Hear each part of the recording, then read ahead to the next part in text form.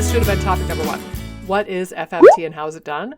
We're not talking about taking probiotics or even ingesting a pill full of other people's poop. We're talking about like up the butthole, somebody else's poop going in your pooper. So to be clear, that's what we're talking about here. That's how you acquire the new microbes that are being transplanted into your body. Colon to colon. Yep. Poop in the pooper. The ultimate sharing experience, really. Yes. So, yes, exactly. But some people get really weirded out by the idea of A, putting anything up their butt, but B, putting somebody else's fecal material up their butt. So with the cost and the travel and the squeamish factor, I can see why it becomes a last-ditch resort for people, because those 3 things do make it kind of unappealing and unobtainable for many people. Yeah, and I would say, too, an interesting, like, when people try to do their own, like, DIY fecal transplant, like, to me, that seems just very messy and just kind of, dicey for a number of reasons. Like, if you do it, like, where I went to the Tame Out Clinic, which they've been doing FMTs for, like, I think it was like 20 years, something like that. And they have like super poop donors where they literally will have them eat 100 different foods a month. Like they will monitor that, look at like how their bacteria is affected. And they're really like good about getting great donors. And they have perfected the process of how you extract poop, which like if you're trying to do it on your own, that whole process gets messed up because the bacteria is exposed to the air. So, like, what bacteria is in your transplant is going to totally change. Whereas how they extract it, they sort of do it to protect the microbes that are going to be exposed to the air.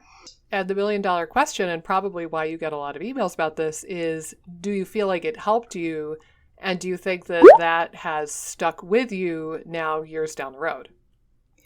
Yeah, I think, again, from my standpoint, I would say going there really helped kick off my journey in a positive way. Like, it helped get me out of a rut. I would say I probably improved 50 to 60% with the FMT. Yeah. Symptom-wise, kind of energy-wise, it didn't solve all my problems. I think, what I probably thought then, and I think a lot of people think now, is like, oh, if I just, like, correct the gut, all the problems will go away. Yeah. And a lot of times it can be the other way around, where it's like you have to address these other pieces of the puzzle in order to get gut function operating optimally. Yeah. So, I definitely think it was positive. I think that it's had positive benefits long term. Do I think it's this, like, a total miracle cure? No. And I think, again, it also probably depends on, how much work was done leading up to the FMT, and where someone's kind of coming from. Because, like, if someone's coming and getting the FMT, kind of like me, where my adrenals were fried, my thyroid was still a mess, my liver enzymes were elevated at that time, and they actually did fall. Like, I had blood work showing them falling after the FMT.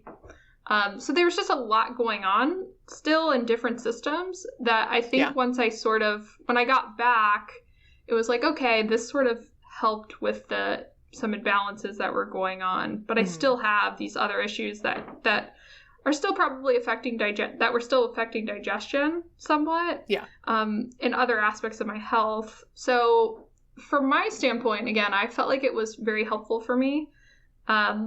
Was it something that totally turned things around, like, completely? No.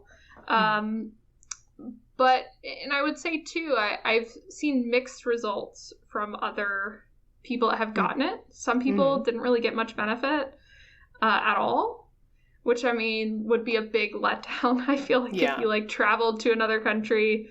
And then other people I see, like, kind of like me, where it was really beneficial for them. So it can be one of those things where I think is a little bit hit or miss depending on kind of where you're at when you go. A lot of the people that I've talked to that have done it have been in pretty bad shape. So kind of pretty severe when they're going to get the FMT. But yeah, I mean, again, from my standpoint, you still need to address kind of root causal areas that could be driving the dysbiosis.